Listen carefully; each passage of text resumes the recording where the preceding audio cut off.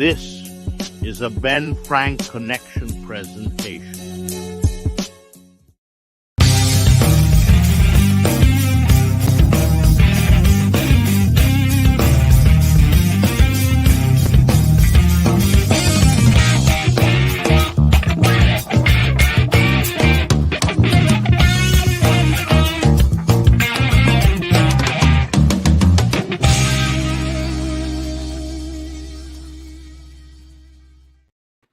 Hey, what's going on? What's happening?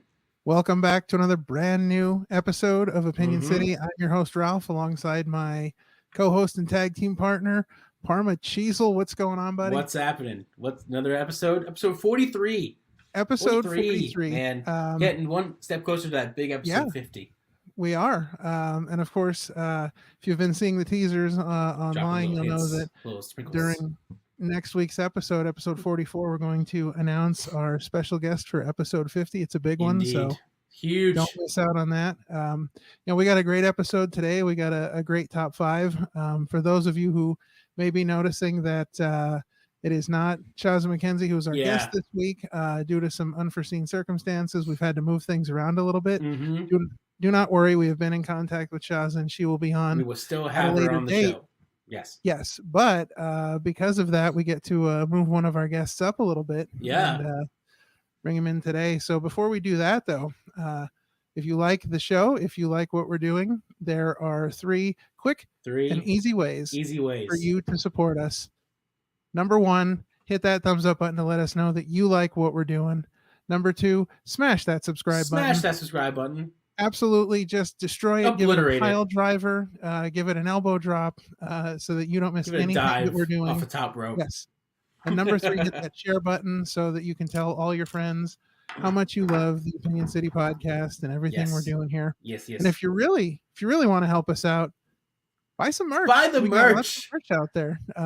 There's this little thing coming up in Philadelphia in a little over a month's time. I think it's called WrestleMania, if you've heard of it before. We got something new, something fresh. Yeah, we got some great WrestleMania merch up there all ready for the show. So please head over and support us. Link is down in the description.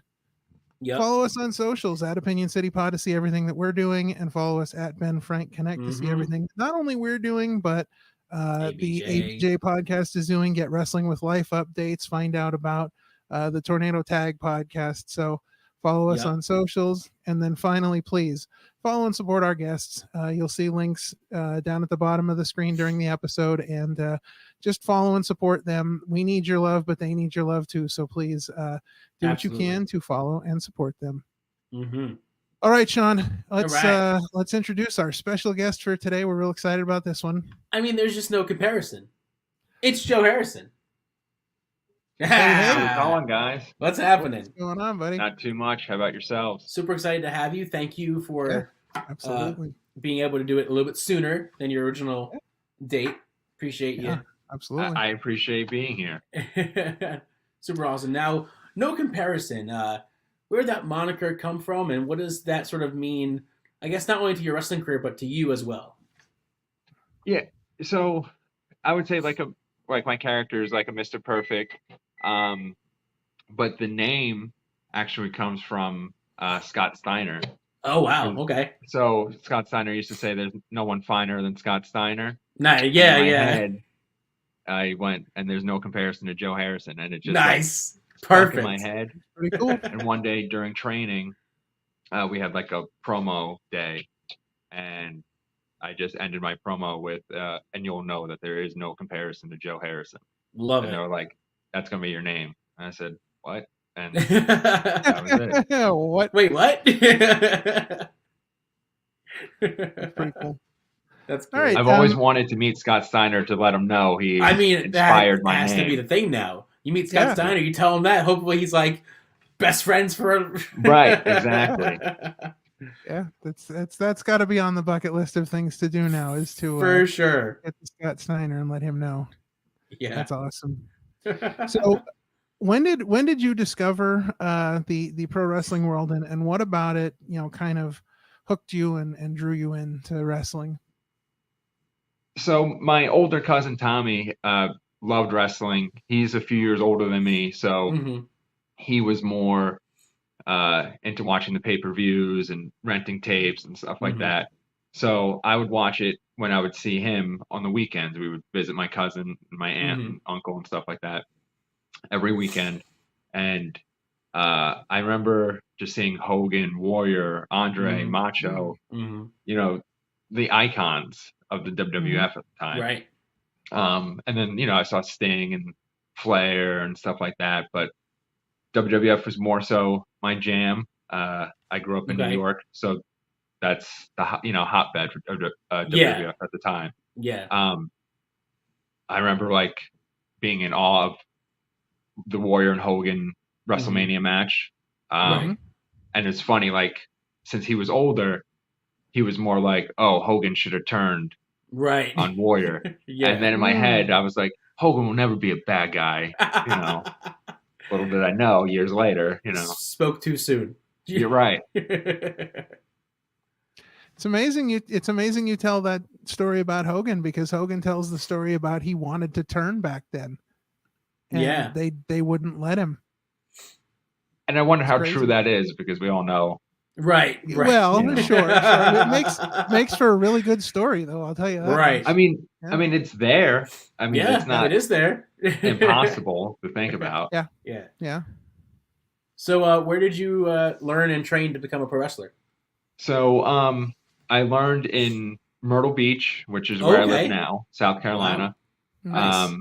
And a man named AC Collins, who wrestled by many names, but one of them was Death, or She, SHI. He had a training school here. He called it C4W Wrestling.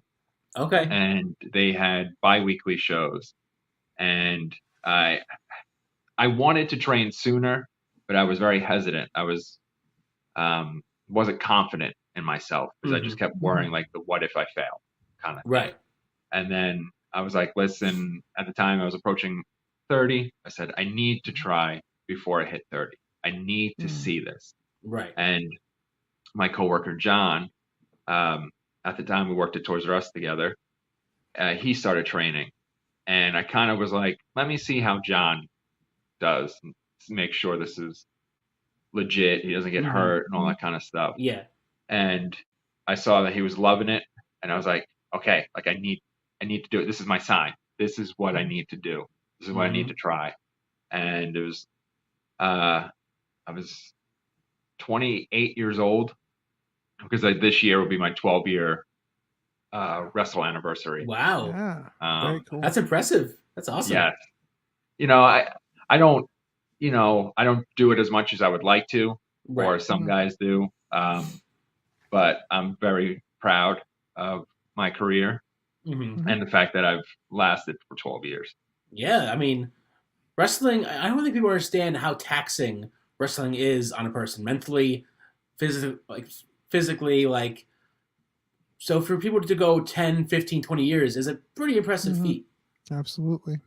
Yeah, and the drives themselves take the travel too. You know? The travel too, yeah. So you mentioned your coworker John had started training. Is John still in the wrestling world like you are? So John, he retired. Okay. He is in a band now. Nice. But his character, Johnny Anthrax, was his character, his gimmick. Gotcha. So he kind of parlayed that into actual musician. Sure. Nice. Yeah. Nice. So we were a faction about 10, 11 years ago, and we called ourselves the Elite, which was a precursor to other guys calling themselves that. Are you saying that you guys did it first? Yes, absolutely. The truth comes out there now. The truth comes out. That's an opinion. Granted, it's not the most creative name. Well, look. I mean, listen. Now it's a huge name. So it had to start somewhere. I mean, that is true. Right. I would love to get a piece of that merch pie. Right. Get some royalties off that. Right. Very cool. So you've had your fair share of hardcore matches, and we're kind of curious to know, how you really mentally prepare for that style of match versus, just a regular one-on-one match. Like, gee, tonight I'm going to go up against the cheese grater. So how do I get myself ready for that? Yeah. So one of my last ones I had a steel cage match with a former tag team partner of mine, Mickey Folk. Okay. We had an I Quit steel cage match. Wow. And it was. We're good. I knew some of the things that were going to happen, and I mentally prepared myself as much as I could. And there was a lot of things that happened on the fly. And you kind of just have to be in the moment and just take it. Now, before the bell, I am nervous. I'm anxious. I'm thinking about everything. And when that bell rings, it's too late. I got to go out there. You have to just do it. It's go time. And of course, when I'm waiting for the initial contact, I'm still like, oh God. And then it's like, boom. We're going at it. And, before I know it, I'm getting nailed with kendo sticks again and again and again, and steel chairs. And I remember in some of the matches, like, I'm literally going, oh, I hear a chair. And I'm like, oh, I hear a chair. And it's just like, this is just not going to be fun in the next 10 seconds. And then, No, the anticipation is probably just as bad. Yeah. For that moment. Oh. Right. I can't imagine. My back was like bruised and cut and beaten, and that kendo stick was no joke. I just kept going, is he done yet? Is he done yet? So my brother gotten a kendo stick as a gift, and he still wants to try it on me. I'm like, no, I'm good. I'm good. No, I'll pass. Don't do it. Don't do it. I had one. It's no fun. No, it hurts. No, it's not. Yeah, no, thank you. And it's weird because it's not a thing that anybody outside of like wrestling really knows what that is. Like you don't really go to a regular person on the street and be like, oh, you know what a kendo stick is? Yeah, what's that? Right. So thinking about hardcore matches and kind of how physically and emotional wrestling can be, what was one of your worst setbacks in your career, and how did you manage to overcome that setback? Physically, or just like in general? Like in general, there's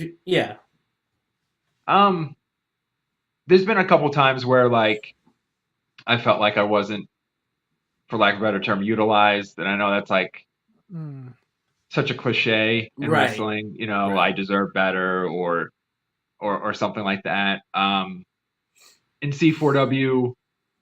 There were some instances like that where I felt some people got a little bit too hands-on with the booking that shouldn't have been hands-on, and they started to book themselves over. To kind of go back to Hogan, kind of happens with that. And this is very early on in my career, but there was a moment where I was getting a singles push and I was supposed to win their version of the Royal Rumble. Oh, cool. And then it didn't work for certain people. So it got changed. And it was just weird because I was like, okay, you had my storyline all the way up until the Rumble, and then I lose. And I'm like, well, I would have rather you just drop the storyline instead of me going, because now I just look like an idiot. Yeah. And years later, and not too long ago in the recent past, I did a show and AC was there, and C4W is no longer around. Okay. So AC said, I should have put the belt on you. And it's bittersweet to hear. Right. Because of course it's nice, but at the same time, we can't change what happened. Right. The company doesn't exist anymore. Of course. So I think about that a lot because I've always wanted to be like the guy of a company. Right. Of course. And I feel like I have a lot to offer. I think I have charisma. I have a character. I have individuality. I believe in myself. I may not believe 100% in ring, but I know for sure I can speak, I can talk, I can get myself over, or I can get heat. Sure. There's no doubt in my mind. And that's what helped me grow at C4W was I may not have been necessarily ready in the ring, but on that microphone, people hated me. So people wanted to see me get my butt whooped. Right. So that's what got me there. Yeah. So there was definitely more good than bad at C4W. Right. But that sticks with me. The whole like I could have been the guy. Yeah. You know, somewhere and in my hometown. I trained with Wheeler Yuta. Oh wow. There. Cool. Yeah. And we wrestled a couple times and we beat the snot out of each other and you know, we're still good friends. We still keep in touch here and there. That's great. So that was pretty cool to like say, like I went to war with that guy a couple times. Right. Yeah. Yuta's no joke either, so right. Yeah. So let's turn that on the flip side a little bit. Let's talk about the physical. What would you say is probably the worst thing that you've had happen during a hardcore match? Like the worst weapon? Oh, there you go. What's what really sticks out to you? Oh, to me or just in general? To you. Well, to you, yeah. What's happened to you? The worst thing? Probably, in hardcore matches. So one of the first times I ever wrestled my trainer, AC, he had a clown character named Shady Doug Clown. Okay. And he liked it as real as possible. Okay. So I wrestled his character Shady before I ever wrestled the character Death, which was also AC. So AC just wanted to see how I was, trial by fire. Right. Pretty much. And while his character was a jokey character as Shady, he pulled no punches. So he just laid it in. He laid it in. So there was keyboards against my back and trash cans and steel chairs. And it was a 3-way match with another guy named Anarchy Kid, who also only wrestled hardcore matches. That was his whole gimmick. Every match was Anarchy Rules match. Okay. And that was my first program. And I was like, do they hate me? That like every match is a hardcore match? I'm getting just the snot kicked out of me every time. No. So wrestling AC as Shady was an experience, but when I stepped in the ring with AC as Death, that was a fight. Oh, geez. That was so. AC was the owner, but AC didn't book himself in a way. He didn't book. So we laid out a match, and the backstory behind this was death, famine, pestilence, and war came to C4W, and they attacked the Elite. The Elite were the heels, but the heels got out-heeled, basically. Gotcha. And so they were trying to turn the Elite baby faces. And they thought there would be this gray area of, they won't know what to do with No Comparison Joe Harrison. They might cheer, they might boo. But they call themselves the Riders of Apocalypse. Gotcha. They got so much heat right away, it instantly turned me babyface. Nice. So we had a match, AC and I, and we called stuff. But when the bell rang, it just was a fight. It was just like, no, let's go. We were slugging. We were throwing bombs. And I'll never forget, he wore a mask, and I was laying it in, and he just kept going, throw harder, throw harder, throw harder. Jeez. Right there. And he would say, thank you, thank you, thank you. He just wanted the violence. and then it was his turn, and they were supposed to be a finish, but he made it a no contest. He just made us go, let's just keep going at it until they pull us apart. Wow. Which I felt like was the better call. Yeah. Since, because we just turned baby. They just turned, they just came. So let's try to show an even playing field for a minute. Yeah. Sure. So then, on the flip side of that whole thing, again, what would you say would be your greatest accomplishment that you've had in your career so far? I have a couple. Okay. I would say so they had their mid-card title, which was their No Limits title. Gotcha. I didn't like the way I won it. They had a Money in the Bank briefcase, but they call it the Sure Shot briefcase. Okay. I didn't like the way they had me cash in, but winning it made me feel like, okay, I'm doing something right. Right. And I felt like I had a good run. But then winning the tag team titles with my friend Anthony,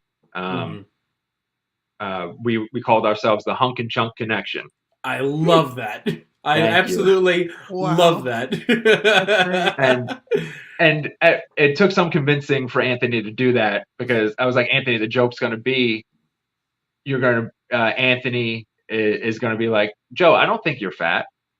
So that way he thinks he's the hunk, I love it. And it took some convincing, but once I told him, like, no, the joke is you think I'm the big one, right? And he's like, yes, okay, like, yeah.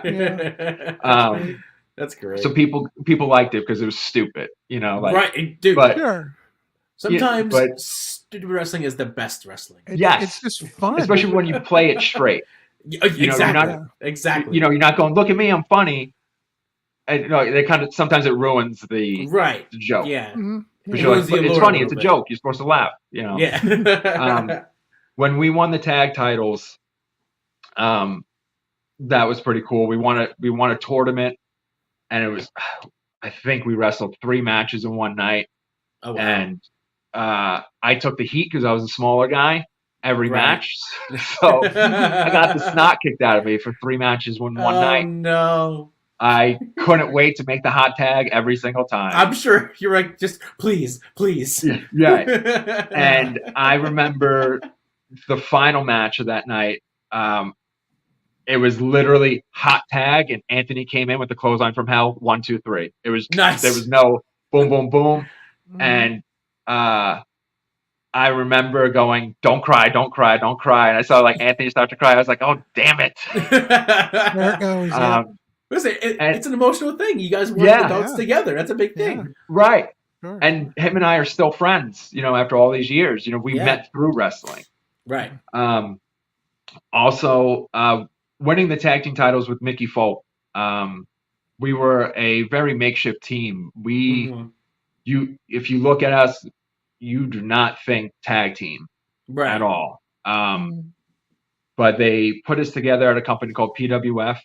Okay. As kind of like a jokey tag team, and we just kind of clicked, like we just complimented each other. Right. And we won their tag titles there a couple times.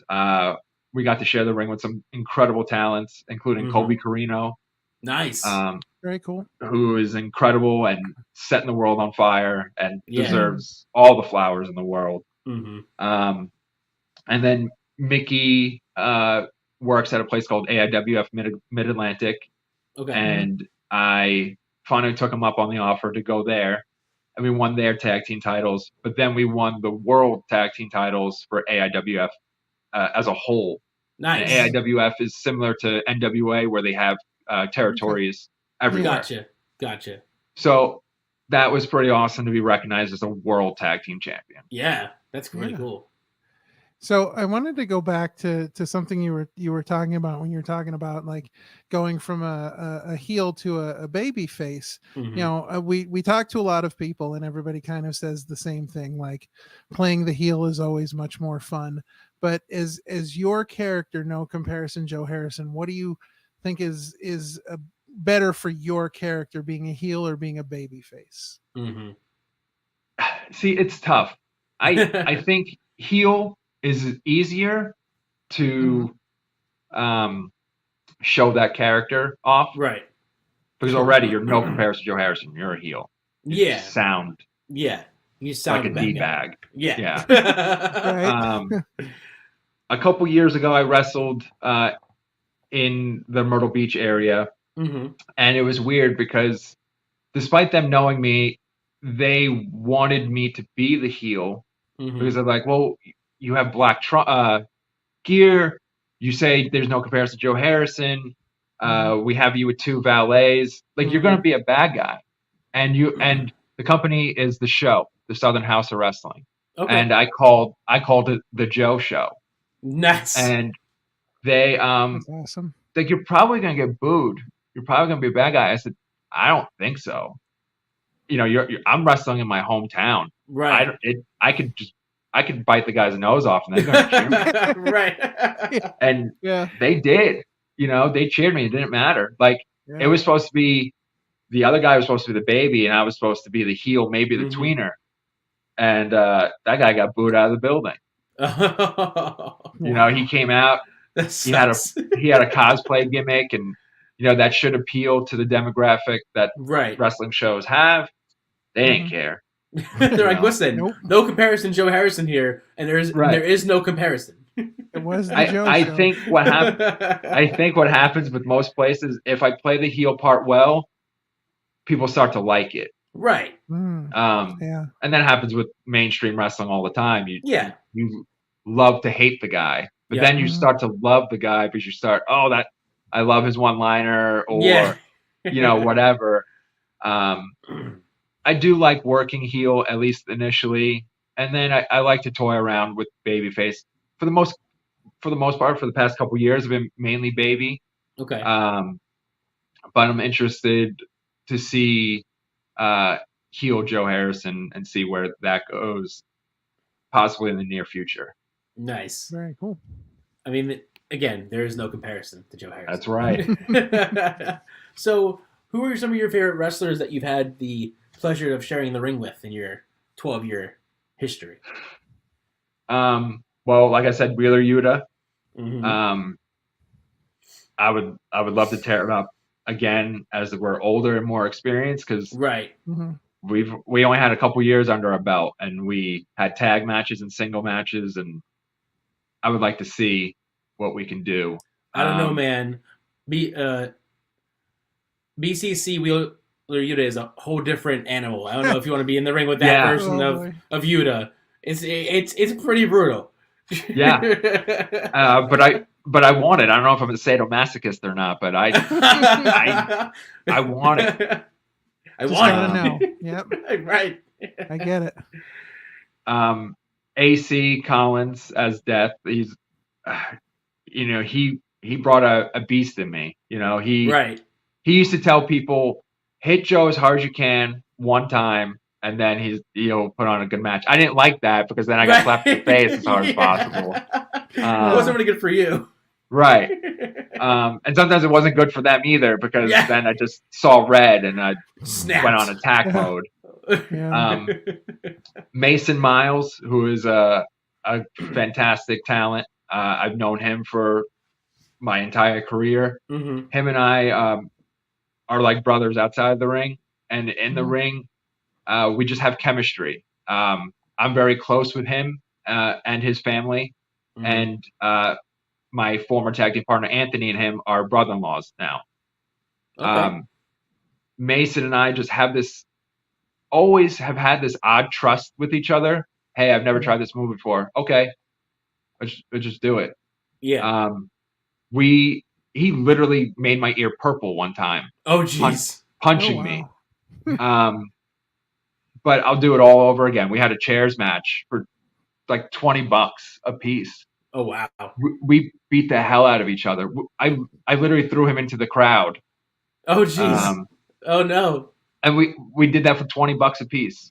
That's crazy. Not the smartest move in our career. You know. He's an incredible talent, and he deserves much more than what he's doing. And I wish more people took an eye to him, because he should be somewhere. Yeah. I've shared the ring with Luke Gallows at one point. Nice. It was very random and scary. I was only. He's a big dude. I think I was like 2 years in the business at the time, and it was. They had him out for a segment, and they're like, "Oh, we need a heel to interrupt him." Joe, go out there. I was like, "Oh crap!" And he went to give me a big boot, and he like missed by a mile because I crapped my pants. I was like, "Oh, like let me scoot out." You're like, "No, I'm good." It was just like, this is a big freaking man about to kick my face off. Wow. That was definitely a learning experience. I've been on shows with people like the franchise Shane Douglas. Oh wow. And it was cool because I got to sit under the learning tree with him. Mm-hmm. I told him when I was a kid, I loved the tag team of him and Ricky Steamboat. Yeah. I remember, I can't remember their name. Were they, when they wore the masks, were they like Dos Sombreros or Los Sombreros? Do you guys remember this at all or no? Ralph? I don't particularly remember that. And I think they were feuding with the Hollywood Blondes or something. And it was some kind of gimmick where they couldn't get a tag title shot or something. So they wore like green bodysuits and masks. Oh no. And they like had sombreros and they would dance around the sombreros and you're like, who are these jobbers? Right. And then like they won the match and it was them under the masks. I don't know why that like is burned in my memory. Yeah. The most random thing. Always. But when I was a kid, my cousin Tommy, the one who introduced me to wrestling, took me to my one and only ECW show. Oh wow. There you go. At the Queen's Elks Lodge. And he knew a guy. He knew a security guard. So I remember driving up there. The line was down the block. But my cousin. Sure. And my cousin's a big BSer. So I didn't believe him that he knew somebody. Sure enough, we walked to the back door. Security guard was like, "Hey, Tom, come in." Oh, wow. We go to the back door. We walk in the locker room. We have to walk through the locker room. And I'll never forget this either. Shane Douglas is holding the locker room meeting. Oh, wow. And so he's sitting at like the head of a bench kind of thing. And you see the talent lined up. And I stop and freeze because I'm like, oh, wow, that's Shane Douglas. And that's Rob Van Dam. And he's like, what the hell is this kid doing here? And, he cursed and get these mother effers out of here. Right. And I was like, oh, and I, got out of there. So when I met Shane Douglas as an adult, I told him that, and he like laughed his ass off. And I was like, I never was mad or anything. I was just like, oh my God, there's that guy from TV that I know, That's crazy. So just as a footnote, we got the head of our research department to investigate that tag team match, and the tag team was named Dos Hombres. Dos Hombres, okay. Yep, they were in red and green body suits with the masks. And there you go. All right, well there you have it. So on the flip side of that, is there anybody that you haven't faced in the ring yet that you're really kind of chomping at the bit to get a shot at? I would love to wrestle Colby Corino one-on-one. Okay. I've wrestled him in tag matches. We had a very fun Lego death match. Lego death match. Nice. This was during the pandemic era of indie wrestling. Okay. And my biggest regret was not having that match in front of actual fans. We had some of their trainees there at the PWF school, but I was like, man, I wish we should have had people going crazy. Right. Because they would have been. I mean, anybody that says Lego deathmatch, I'm in. Sign me up. Right. Absolutely. I was definitely nervous, 100%. I was like, oh, listen, crap. Legos do hurt. Okay. Yes. And everybody can relate. 3 o'clock in the morning, nothing on your feet. You're walking, you step on a Lego, forget it. It is There's the worst. There's no pain like that. No. It's a very specific. And the thing, everybody can relate to that pain. Not everybody can relate to a steel chair shot, but you can relate to stepping on a Lego. Absolutely. That's crazy. So let me ask you. I don't know. There's so many people that I want to wrestle. It's tough. I don't know. It's just really anybody and everybody. I just want the experience. Because you just never know who you're going to have chemistry with. You know. Right. Sure. Right. Sure. So I wanted to ask you. I've been thinking about this since the beginning. Tell me, because we talked a little bit about No Comparison, but you've got the big giant banner behind you there. Tell me how OMGIJH came about. Right. There you go. What was the thought process behind that one? So on my theme music, it says, "Oh my God, it's Joe Harrison." And one of my friends, she knew how to do like a high pitched like fangirl voice. Right. Okay. So she recorded that for me. And I was like, that's that's it. That's my thing. That's all you need. And then that OMGIJH came about. I was like, oh, that's great. And my first shirt is like that logo, the Run DMC logo. Nice. And it's so simple. There's a reason why that logo is used for 10 million things a year. Right. And it just, I was like, that's perfect. The fangirl reaction of, oh my gosh, Joe Harrison. Right. It's great. Yeah. It was just as simple as that. And then the No Comparison thing, like the Supreme logo, again, another logo that's used for 10 million things. Right. But people love this. Mm-hmm. Yeah. It's very catchy. It's very eye-catching too. The OMGIJH. It definitely and stands it's funny. out. It's funny because at my gym, my check-in is OMGIJH. Yes. And a gym member has this shirt, and someone stopped me and said, "Hey, that guy has your key tag as his T-shirt." And I'm like, "Oh no, that's my wrestling name. My wrestling name is my key tag. That's on the shirt." That's awesome. That's fantastic. I love that. So, other than beating people up in the ring and getting hit with chair shots and tables and things, what else do you do outside of the ring that you enjoy to do? Well, I'm a big nerd. I love comic books. Nice. I collect wrestling action figures. Probably too much. Too many? I know that way feeling. Too many. Yeah. Oh, nice. Yeah. I know that feeling. I love watching movies. Mm-hmm. Playing video games here and there, but probably Nice. action figures is like my biggest thing. Like, I'm such a nerd at Target. The toy guy knows me. Hey, I got something for you. Nice. That's when you know it's bad. When the toy guy's like, "Hey, what's up, man? What do you need?" Right.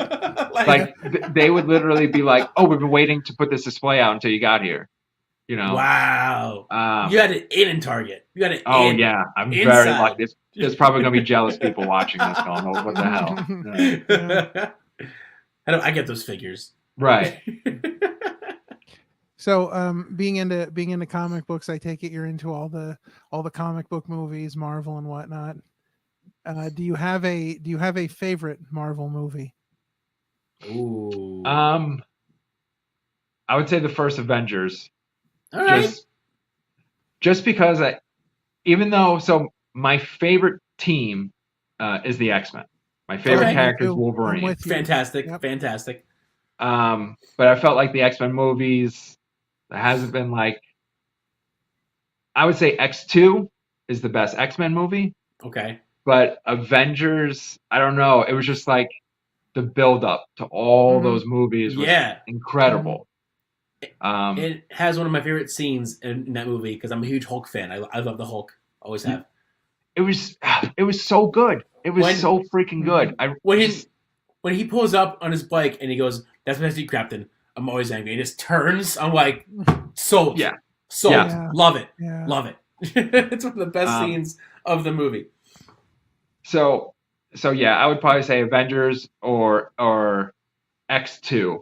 would be my favorite Marvel movie. Like, even though the X-Men movies aren't technically Marvel. Well, right, no, right. I'll give you not that anymore. one. They're all, yeah, you see how much of a nerd I am, though, where I'm like, oh, it's not really Marvel. Yeah. No, I think X2 was really good. I really enjoyed Days of Future Past. Me too. I really like that as well. That was really good. I love First Class too. I like the vibe of First Class. Yes. Yeah. I think that whole kind of vibe they have with that X-Men team is completely different than, how it was in the original X-Men movies. Do you have a favorite X-Men?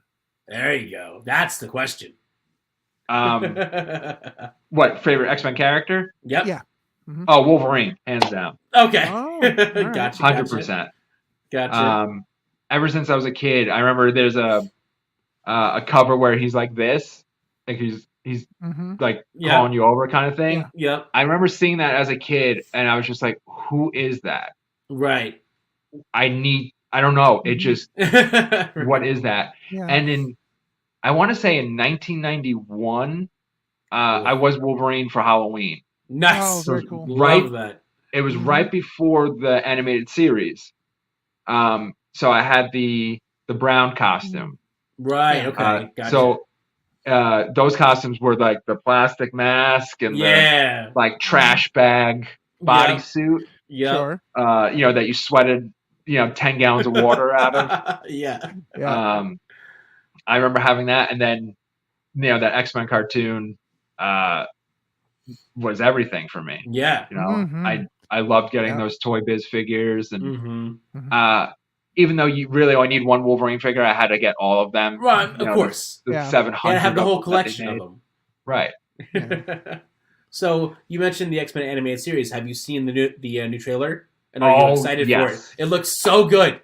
Listen, so good. I'm gonna tell you, I am a huge as far as the actual X-Men go, Gambit has always been my favorite for some reason. I'm like drawn to him, but I've always been a Magneto fan. Like more than anybody else, I think, in the X-Men universe. I'm just a giant Magneto fan. But that trailer, the moment where Gambit jumps on Wolverine's back and charges it's so cool. I saw that and I went ape shit. Like, it's so cool. I'm telling my wife, like, you got to see this. Like, my wife doesn't care about any of this stuff. It just felt like people playing with toys and going, "This would be cool. Let's put this in a cartoon." Exactly. Oh, so good. Yeah. So good. So I see that you also have a YouTube channel. Oh, here we go. You are also on the YouTubes.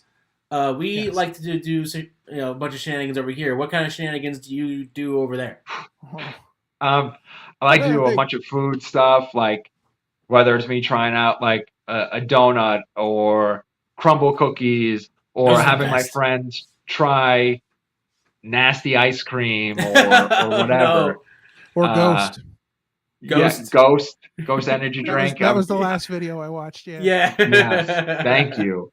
I try to get like certain friends to do certain things. Like some coworkers like Ghost, so I'll have them just be my Ghost person. Gotcha. Some people like ice cream, so they'll be my ice cream people and stuff like that.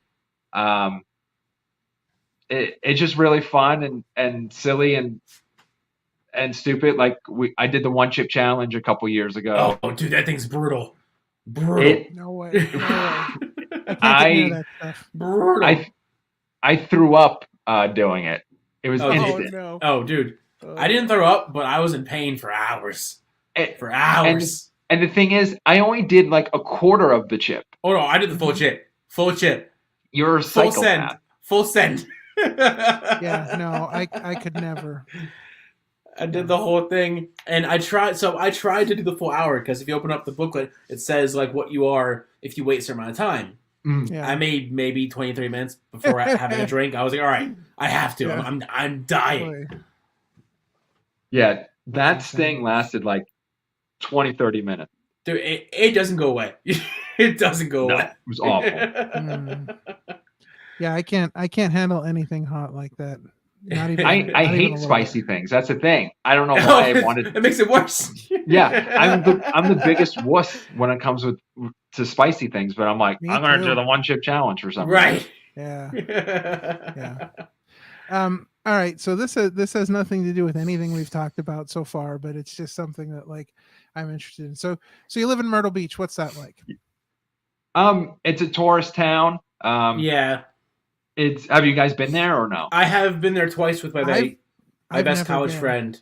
My best college friend. We went there twice for 2 different trips with his family. It was a lot of fun. I do enjoy Myrtle Beach. It is a lot of fun.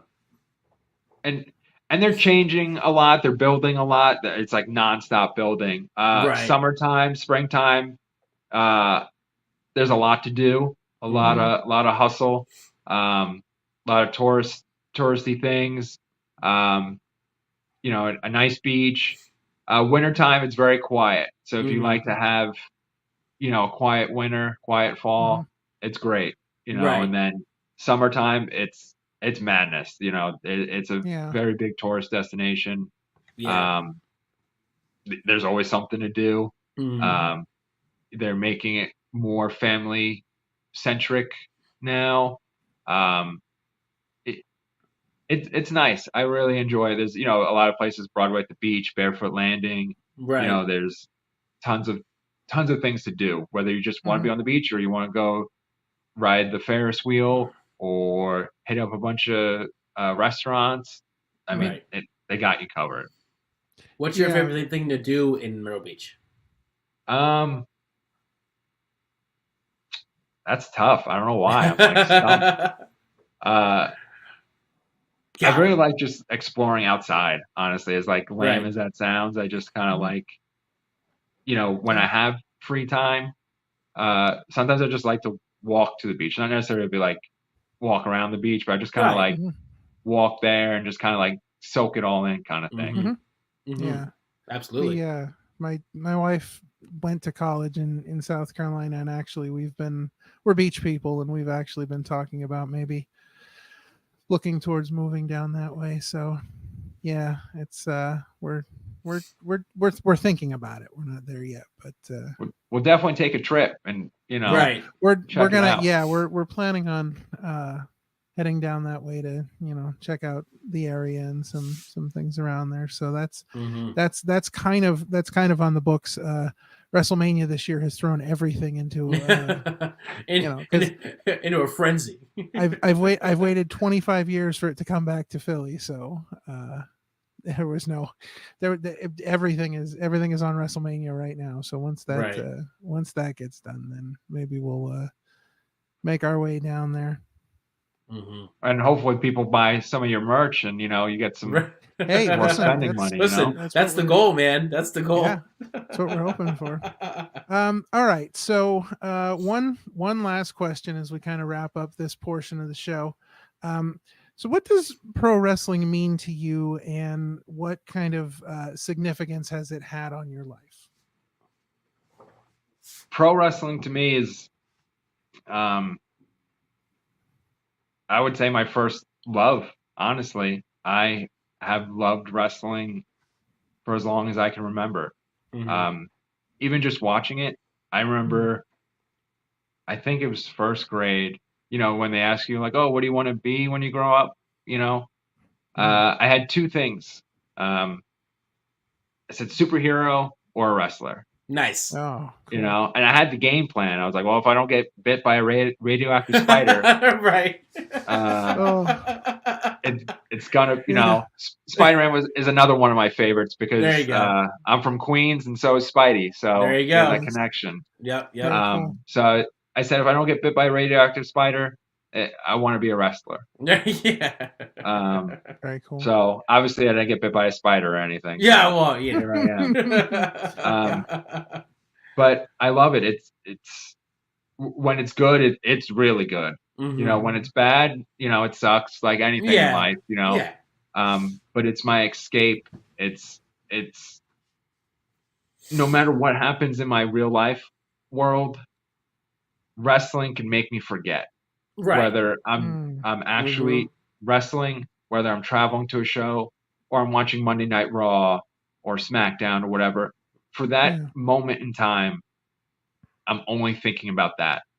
Even if I'm stressed about it, I'm stressed about wrestling. I'm not stressed about X, Y, and Z. Yeah. You know, it's so much more than professional wrestling to me. And, you know, I collect the action figures and all this stuff. It's just, it just reminds me of my childhood. It just brings so much joy and happiness. It means everything. Awesome. Absolutely. Yeah. All right. Well, we're going to take a short break, and we will be right back after this brief message.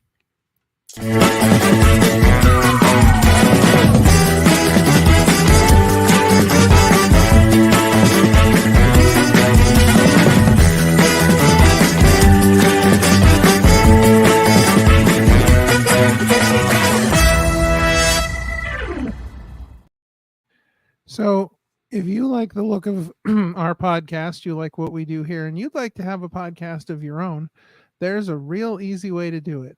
Same way we do it, and that's with StreamYard.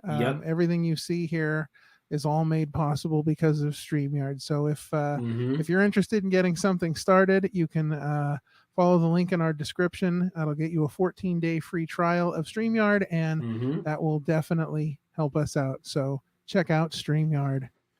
And with that being said, Sean, do you know what time it is?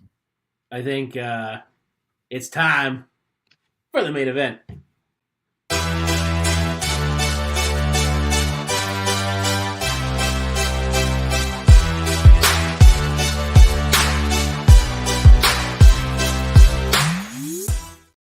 This week, we had sort of teased it earlier with some of his answers, but we're doing top 5 superhero cartoons.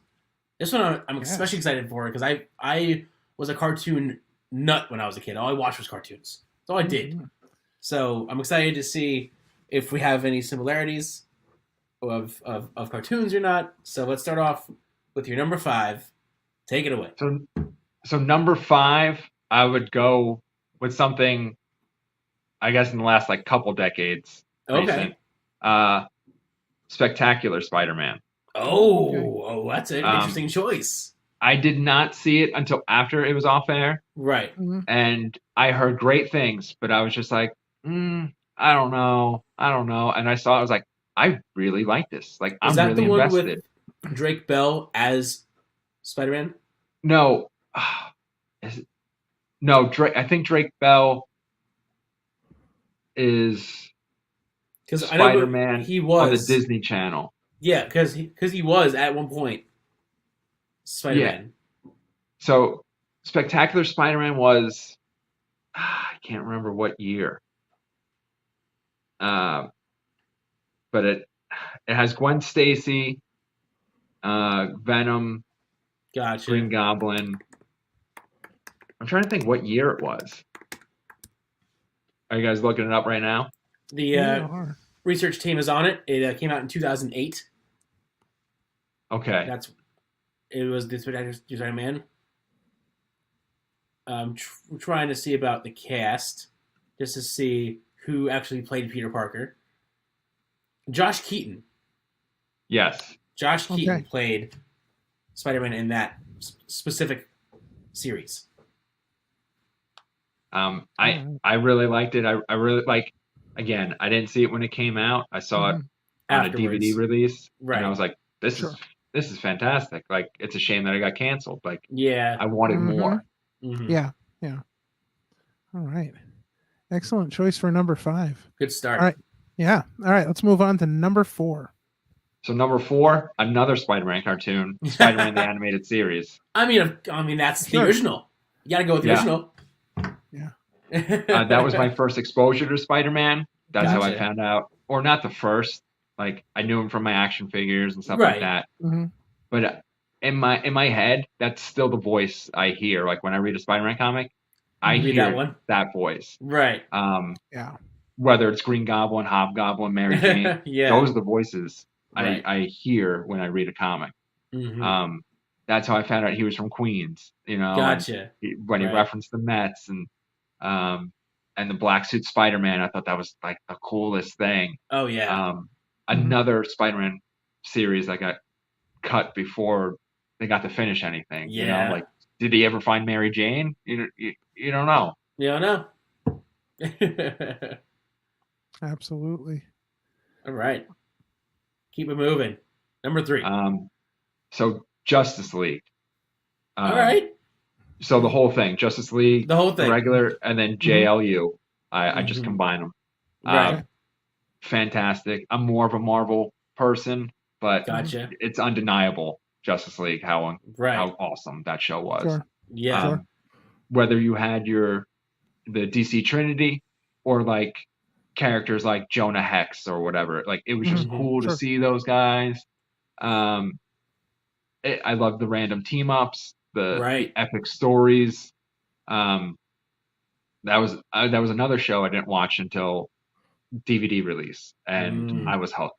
I didn't really like how it ended, but I enjoyed it 99.9% of the time. Yeah. Just that last percent. You're like, man. Yes. Awesome. All right, moving on to number 2. Getting close. So this is controversial, but Batman the Animated Series, I would do number 2. There's nothing controversial about that, because if I have any idea what number 1 is, Batman the Animated Series is such a classic, such a good series. Oh man, like just especially the voice, like how you said that voice for you is Spider-Man. For me, Kevin Conroy is Batman. Yeah. Oh yeah, 100%. That's it. There's no other Batman. That's the voice I hear in my head all the time. Yep. Always and forever. Always and forever. Seriously. And I was never a big DC person, but this show just hooked me. Like Batman for me was always like the one piece of DC that I was like really obsessed with. Mm-hmm. Playing how could you not? Games, right. And just think, Kevin Conroy as Batman and Mark Hamill as Joker. That's it. Those two. That's done. That's unbelievable. That's all we need. Yeah, it's amazing. And it introduced Harley Quinn, who is an iconic character in her own right. Absolutely. Yep. I was obsessed with the Arkhamverse games. Like, they're so good. I could not stop playing them. Because I think there's something about Batman's story. I think there's something about just who he is, and then a lot of the character development with like the supporting cast. Yeah, like, it draws you in, I think, in a way that maybe other superheroes don't necessarily do. Oh, absolutely.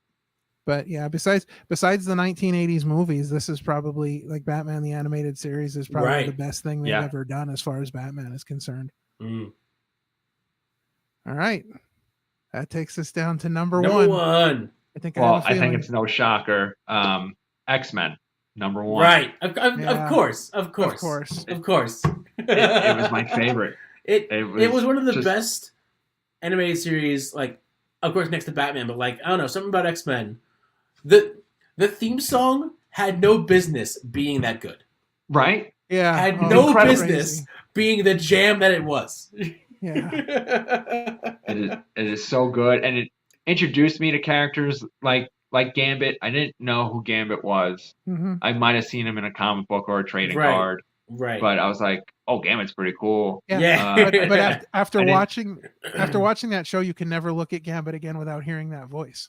Right. Exactly. Cajun accent voice. Like, that show did so many things for just comic book animation in general. Yeah. It was such a groundbreaking series. And the writing was good.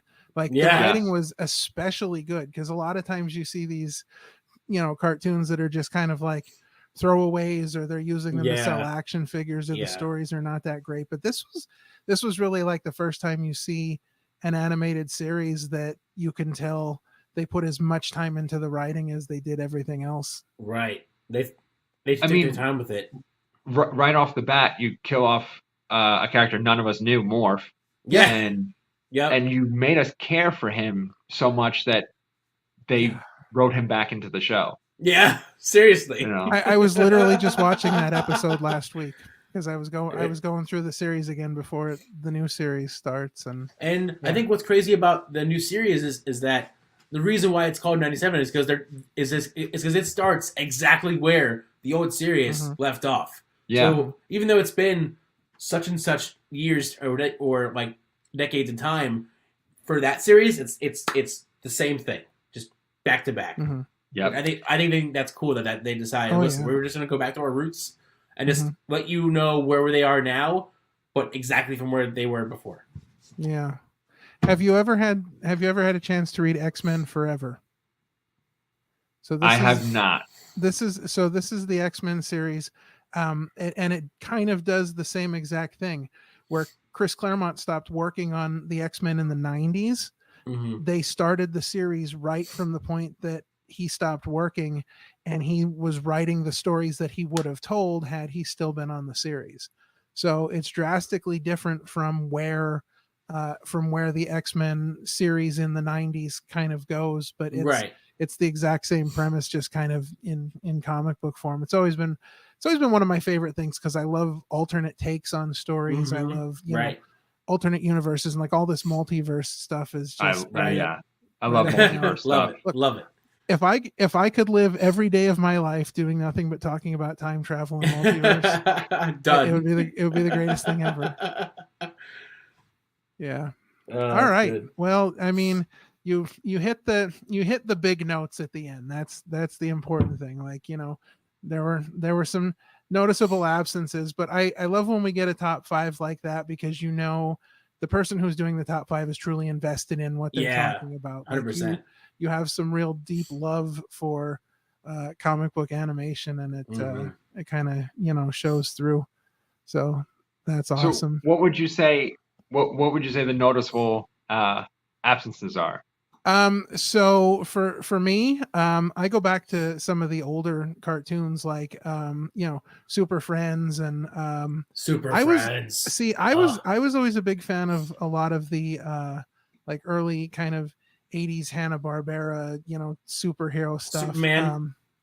You know, Superman, the original Space Ghost series, like before they started Coast to Coast. Like, well, Space Ghost Coast to Coast was good, and it's noticeable. There's an episode arc where Macho Man plays his grandfather. Yeah, like the voice of his grandfather, and I have that on DVD because that's just, I mean, it's classic Macho Man. But like even the Space Ghost show before they did all those things, and like Blue Falcon and Dynomutt, like I go back that far, you know. Yes. So I think some of those, you know, early cartoons, and I wouldn't say that they're necessarily noticeable, but I think they're more the popular picks, like people who may be talking about like animation and aren't necessarily like really as deep rooted into it as some people are. But because of your picks, you know, we kind of see your depth as far as, you know, like how into comic book animation you are, and it's neat when you get to talk to somebody who's, you know, really into that subject. So absolutely. Yeah, absolutely. Well, a great top 5. And before we absolutely. Definitely one of our better top 5s, because we like when people come in here with different ideas. You know, we tell everybody that they can do any top 5 they want whatsoever, and we get some people that within reason, but we get some people that pick some good ones. So, all right. So before we wrap things up here, let's get into some upcoming events. Let's do it.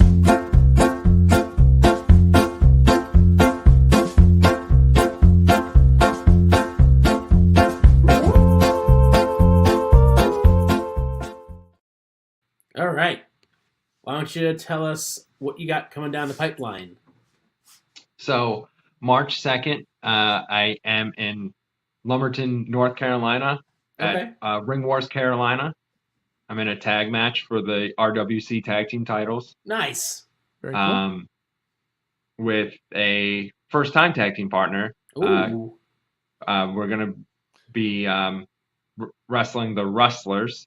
I'm going to be teaming up with Caden Pierre, and they have a faction called the Pink Gang. So I will be hopefully more than just a one-time member of the Pink Gang, and hopefully I'll be 10 pounds heavier with some gold. Yeah, that's what we want, man. That's what we want. Gold. Yes. Yeah. And then 2 weeks after that, I'm in Mount Airy, North Carolina at AIWF Mid-Atlantic. Okay. And I'm not sure what I'm doing there.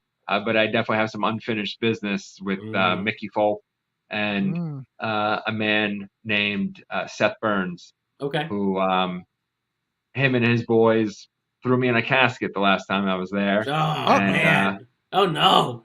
Yeah. I'm looking. Wow. I'm feeling a little froggy, so we'll see. We'll see what happens there. Yeah. Oh, yeah. Awesome.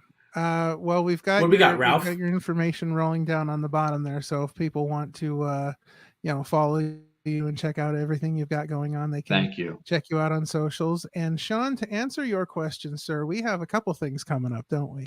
Couple things. Yes, we do. All right. So next week, in addition to the big announcement as to who's going to be our guest for episode 50, next week we are having our good friend Oleg the Usurper will be on the show next week. A Chikara Pro mainstay who is still involved in the world of professional wrestling, involved in some training as well these days. So we'll get to sit down and have a great conversation with Oleg next week. And while you're waiting for that episode, you can go back and check out last week's episode, the Three Faces of Oliver. Oliver 3 guests in one episode. Yes. Oliver Passion, Oliver, and Ollie V all joined us last week to chat wrestling and the Monster Factory and everything they've got going on. So definitely check that out while you're waiting for next week's episode. And so we want to thank our special guest. Yes, thank you. No Comparison, so Joe Harrison. Yeah, we were. Thank you for having me. It's been awesome. Yeah, absolutely. We were super excited to get you on, and we were super thankful that you were able to hop in a few weeks early and help us out here. So we will definitely be keeping up with everything Joe Harrison, and as I will be keeping up with you guys. Yeah, awesome. Thank you. Thank you so much. We appreciate that. Yeah. So we'll be talking to you soon. Yeah. All right. Thank you, guys. Yep. All right. All right, Sean. Another great show. Another great show.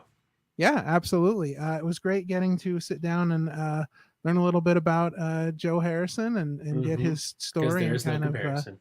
There is no comparison. That's right. And I love I really do like the OMGIJH. It's so classic. I love it. It's genius. It's very cool. So so guys, so we want to thank you for joining us again this week and watching another episode of the Opinion City podcast. We thank you for all your support. Obviously, we can't do this without any of you.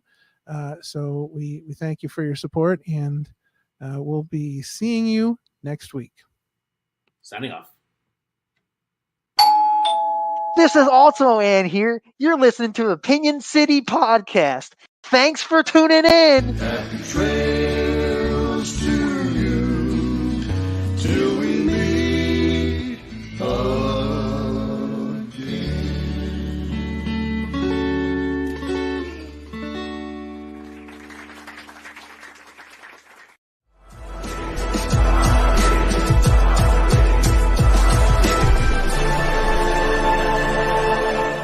Thanks for watching this presentation. Like, share, and subscribe for more.